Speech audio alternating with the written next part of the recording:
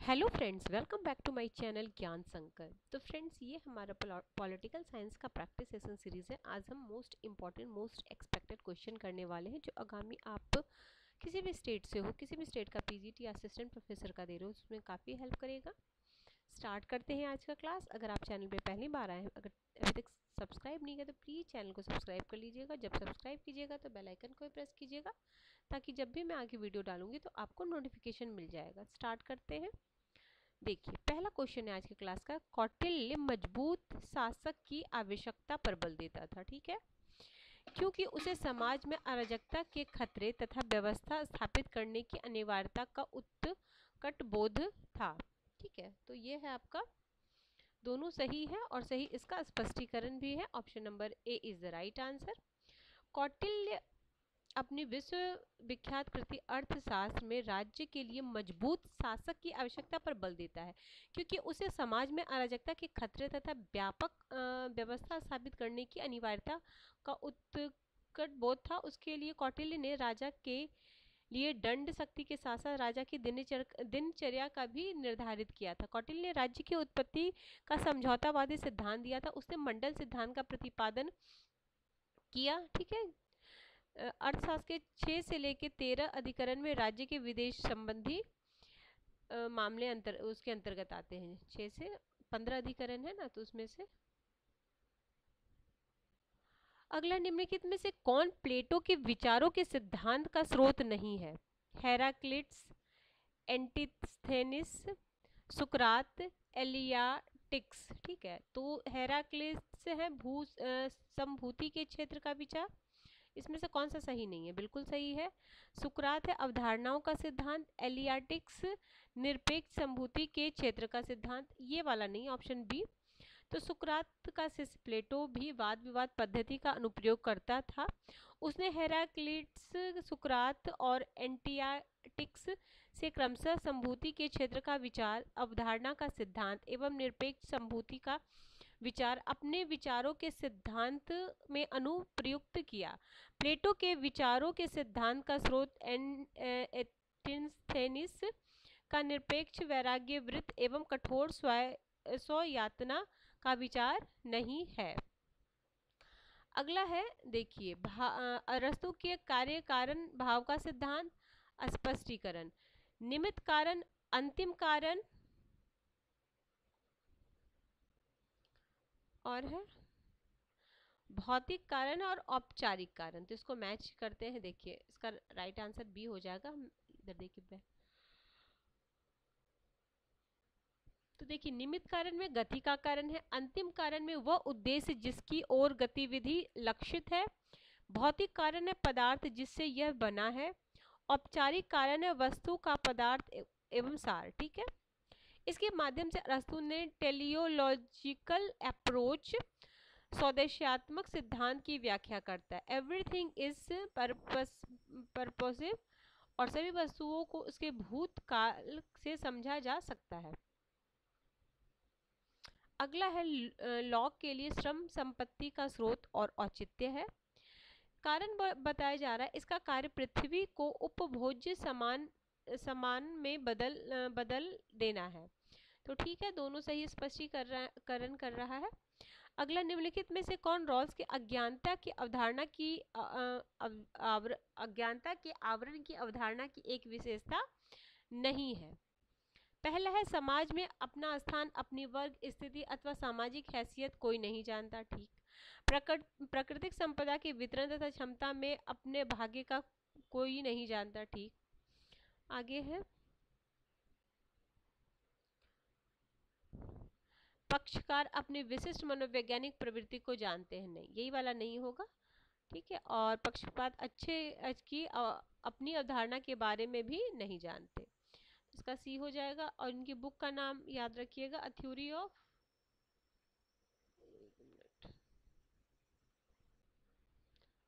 Of justice 1971। अगला है, निम्नलिखित में किसने, एक मिनट, निम्नलिखित में से किसने कल्याणकारी राज्य को एक प्रकार की दासता के रूप में वर्णन किया है? तो नॉजिक।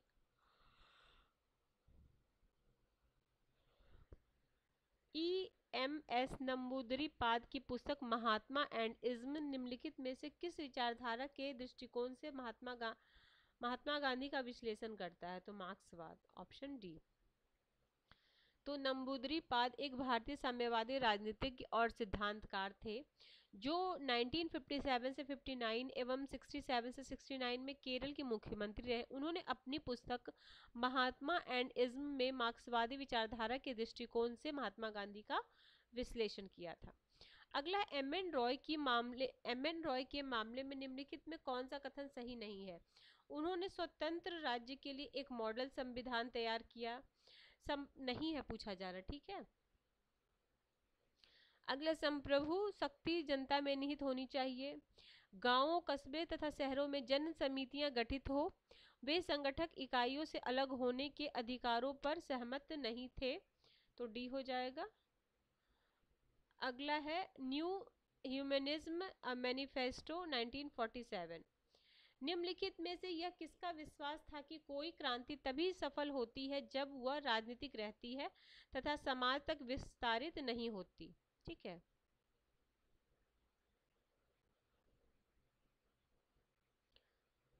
तो इसका हो जाएगा Hannah Arendt, option C. On revolution इनकी फेमस बुक है, ये ध्यान रखिएगा, आ सकता है आपका एक तरफ बुक और एक तरफ से थिंकर, तो उसमें आप याद रखिएगा। अगला है तुलनात्मक राजनीति से रिलेटेड क्वेश्चन है। पहला क्वेश्चन है, निम्नलिखित में से कौन सा कथन सही नहीं है? पारंपरिक राजनीतिक सिद्धांत गुणात्मक है, नहीं है पूछा जा रहा, ठीक है। व्यवहार, निम्नलिखित में से कौन सा कथन सही नहीं है? व्यवहारवादी राजनीतिक सिद्धांत मात्रात्मक है। उत्तर व्यवहारवादी राजनीतिक सिद्धांत गुणात्मक तथा मात्रात्मक दोनों है। उत्तर व्यवहारवादी राजनीतिक सिद्धांत निर्जातीय केंद्रित है, यह विशेष कर पश्चात लोकतंत्र पर ध्यान केंद्रित करता है। तो इसका है, देखिए, व्यवहारवादी क्रांति का जन्म रूढ़िवादिता, जड़ता और दिशाहीनता के कारण हुआ है। व्यवहारवादी क्रांति के साथ ही समाज और विश्व के अनेक संकट और समस्याओं से घिर गए, जैसे परमाणु युद्ध का भय, अमेरिका में गृह युद्ध की बढ़ती हुई निरंकुशता, वियतनाम में अघोषित युद्ध, जनसंख्या विस्फोट, प्रदूषण आदि। इस प्रकार उत्तर व्यवहारवाद राजनीतिक सिद्धांत की जाति केंद्रित एवं पाश्चात्य लोकतंत्र पर केंद्रित न होकर व्यापक फलक पर उदित हुआ है, जिसे मूलतः समग्र विश्वजनीय समस्या का केंद्र बिंदु बनाया गया। ठीक है, तो यही हो जाएगा। अगला है, निम्नलिखित में से किसने 3 मानकों पर विशेष बल देते हुए लोकतंत्र के प्रतिमूलक सिद्धांत पर बल दिया? अब ये सीधे आप ऐसे लिख लीजिए, शॉर्ट नोट्स बना लो। लोकतंत्र के प्रक्रिया मूलक सिद्धांत किसने दिया है?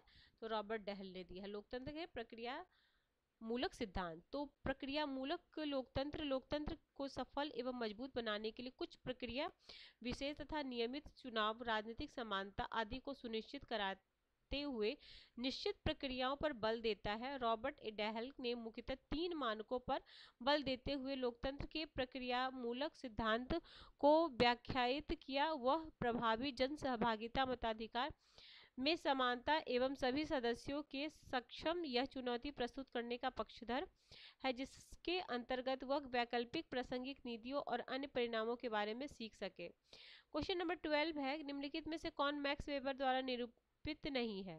देखो, तर्क शक्ति, कार्यमूलक, विभेदन तथा विशिष्टीकरण, जिसके फलस्वरूप व्यवस्था, सौहार्द तथा दक्षता का निर्माण होता है। बी है, आदर्श प्रारूप के संबंध में विश्वास तथा संकेतों पर आधारित प्रभावी प्राधिकार। सी है, प्रभावी प्राधिकार पद सोपानिक होता है तथा यह राज्य एवं सत्ता वर्ग से संबंधित होता है। औचित्य स्थापना, आदर्श प्रारूप विज्ञान विधि, जिसका हो जाएगा ऑप्शन नंबर सी। अगले देखिए, सत्ता के तार्किक और वैधानिक रूप के अंतर्गत वेबर की मान्यता है कि सत्ता का यह रूप तर्क और विवेक पर आधारित होने के साथ साथ नियम कानून पर आधारित होता है। वेबर के अनुसार आधुनिक युग में सत्ता इसी तार्किक और वैधानिक स्वरूप को स्वीकार किया जाता है। तर्क बुद्धि के इस गुण में जो व्यक्ति आज्ञा दे रहा, उसकी सत्ता वैधानिक होनी चाहिए।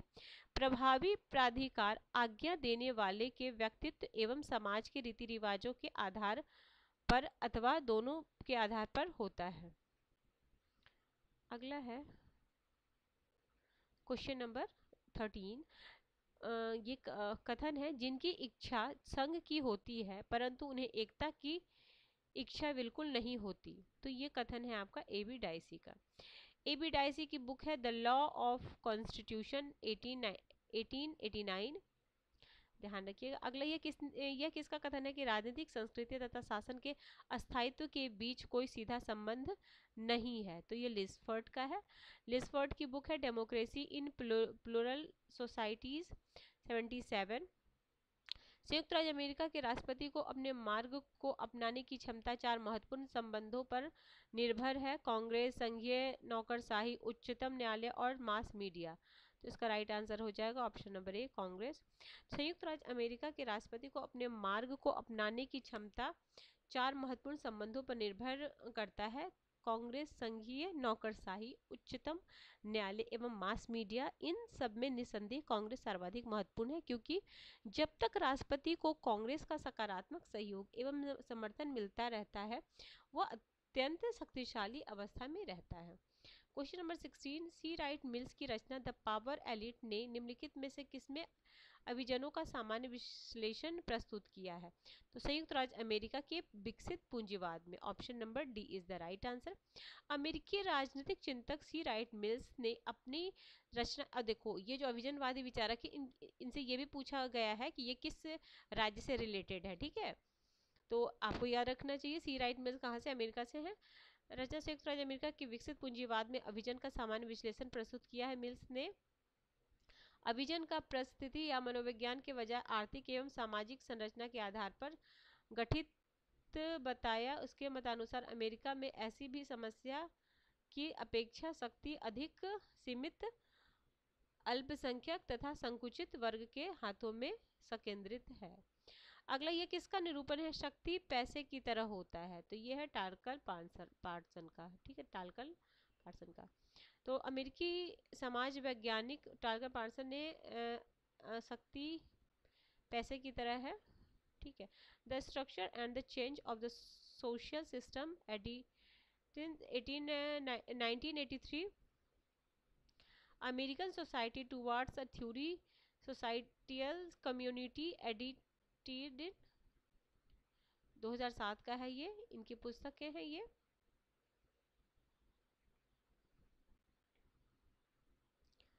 अगला क्वेश्चन है आपका question number 18, catch all party निम्नलिखित में से किसमें उत्तर सेकेंड विश्व युद्ध की दलीय व्यवस्था का वर्णन करता है? तो ये कई बार एग्जाम में आया हो, पश्चिमी यूरोप। तो राजनीतिक में कैच ऑल पार्टी वह राजनीतिक पार्टी होती है जो विविध दृष्टिकोणों से लोगों को आकर्षित करती है। यह जिन कुछ ही मुद्दे को प्रचारित करती है उन्हीं से यह विस्तृत प्रभाव उत्पादित कर देती है। कैच ऑल पार्टी उत्तर द्वितीय विश्व युद्ध के काल में शीत युद्ध एवं उसमें अमेरिकी की महत्ता भूमिका के परिणाम स्वरूप पश्चिमी यूरोप को दलीय व्यवस्था का वर्णन करती है। अगला है सहवर्तन लोकतंत्र। लोकतंत्र का एक अपूर्ण सिद्धांत है, क्योंकि वह वास्तविक विकल्प का मार्ग अवरुद्ध करता है। तो दोनों सही है, बट सही स्पष्टीकरण नहीं है। अगला, ये किसका कथन है? संविधान सभा अनिवार्यतः एक दलीय देश में एक दलीय निकाय थी, यह सभा कांग्रेस थी। तो ये ग्रेवियर ऑस्टिन का है। अब मैच करना है, ये बुक है और इससे रिलेटेड थिंकर है। तो देखिए हम यहाँ बुक मैच ही करके आप इसका स्क्रीनशॉट ले सकते हैं। The child and the state in India, Myron वीरन। The Hindu nationalist movement, Christopher Jaffrelot. The political economic of development in India, Pranab Bardhan. Poverty amid plenty in the new India, Atul Kohli. ये individual भी ये बुक्स थिंक करके आ सकते हैं और match the following में तो आया ही हुआ है। अगला है, निम्नलिखित में से किन्हें भारत के राष्ट्रपति अथवा राज्यपाल द्वारा क्षमा प्रदान करने के अधिकार के प्रयोग में न्यायिक समीक्षा के लिए आधार के रूप में पहचान की गई है? तो ये है, हो जाएगा सारा है। तो देखते हैं कि आदेश के मस्तिष्क का प्रयोग किए बिना पारित किया गया। आदेश दुर्भावनापूर्ण। आदेश को बाह्य अथवा पूर्ण असंगत अनुचिंतन के आधार पर पारित किया गया आदेश यादृच्छिकता से ग्रसित है। तो सारा कुछ सही है। भारतीय संविधान के अनुच्छेद 13 के अनुसार अधिकारों के असंगत या उनकी अल्पीकरण करने वाली विधियां शून्य होगी। दूसरे शब्दों में न्यायिक समीक्षा योग्य वह शक्ति उच्चतम न्यायालय के आर्टिकल 32 और उच्च न्यायालय के आर्टिकल 226 को प्राप्त है, जो किसी विधि के मूल अधिकारों का उल्लंघन होने के आधार पर गैर संवैधानिक या अवैध घोषित कर सकते हैं। उत्तर के सभी विकल्प भारत के राष्ट्रपति अथवा राज्यपाल द्वारा क्षमा प्रदान करने के अधिकार के प्रयोग में न्यायिक समीक्षा के लिए आधार के रूप में पहचान की गई है। आगे है पंचायत राज से रिलेटेड समितियां हैं। हनुमंत राव हैं, GVK राव हैं, अशोक मेहता हैं, LN सिंह भी है। तो देखिए सबसे पहले इसमें अशोक मेहता हो जाएंगे। अशोक मेहता हो जाएंगे आपको 78। तो हम पहला सबसे पहले सी में फर्स्ट करेंगे। सी में फर्स्ट 2 है, तो ये दोनों तो कट गए, ये दोनों नहीं होगा। अब है आपका ये अशोक मेहता सिंघवी 80। तो इसके बाद ये हनुमंतिया थे आपके 84 में। ये राव होंगे 85 ना, 85 में था राव। ये कि अशोक मेहता हो गए 78 और सिंघवी हो जाएंगे आपके 86। ठीक है, काफी इंपॉर्टेंट है, ये आता ही आता है आपका। अगला आज क्वेश्चन 25 ही करा पाऊंगी फ्रेंड्स, बाद में इसमें से जो है वो मैं करा दूंगी। 24 मूल कर्तव्य पाद योग्य नहीं है, उनके द्वारा कारण बोला जा रहा है उनके द्वारा देशभक्त संवेदनशील नागरिकता का भाव भरे जाने की अपेक्षा होती है। तो दोनों सही है और सही उसका स्पष्टीकरण नहीं किया गया। दोनों कथन तो सही है बट उसको सही से उसी बात को एक्सप्लेन नहीं किया गया है।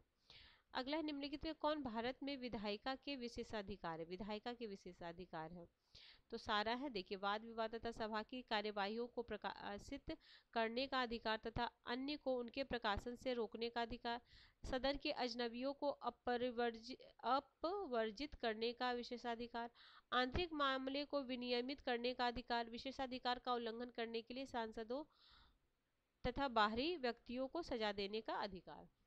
तो ठीक है फ्रेंड्स, आज हम 50 ही क्वेश्चन करेंगे। नेक्स्ट क्लास में मैं रेस्ट इसमें से जो बचा क्वेश्चन वो करा दूंगी। इसमें भी 25 क्वेश्चन और बचे हैं। तो ठीक है फ्रेंड्स, किसी वजह से ये चैनल अगर हेल्प कर रहा है प्रिपरेशन में तो जरूर चैनल को सब्सक्राइब कर लीजिएगा, और वीडियो पसंद आती है तो प्लीज़ लाइक ज़रूर करें, क्योंकि आपकी एक लाइक से मुझे काफ़ी मोटिवेशन मिलेगा फ्रेंड्स। ठीक है फ्रेंड्स, तो मिलते हैं हम नेक्स्ट वीडियो में। Till then bye bye, keep watching and keep sharing.